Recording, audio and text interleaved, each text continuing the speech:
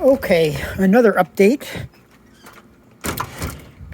Did some major cleanup in the greenhouse this weekend. I cleaned out all the grow beds. I think I got one more to go. You can see the pool is getting cleaner little by little. But let's head over to the greenhouse. And this weather is insane. It goes from hot to cold to rain. But anyhow, you'll see what I did.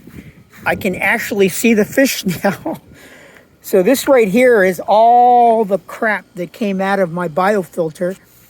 I also took the mint out so that I can clean the biofilter. And now you're going to see what it looks like without all the mint. Here's a little, I'm trying to start some trees. I don't know if I'll be able to save these or not, but I'm messing around. This is some of the gook that I took out of the biofilter at the bottom. But now look at the biofilter. This is what it's supposed to look like.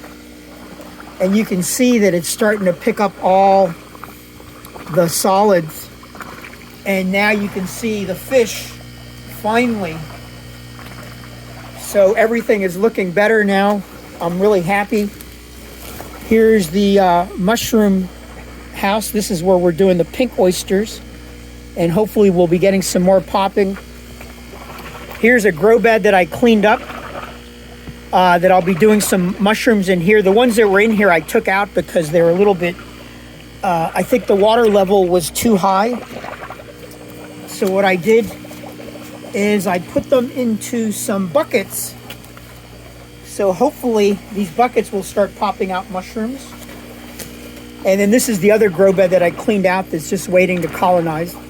This one was only flooding to about there, so it wasn't getting as wet as before. Here's my microgreens, always popping.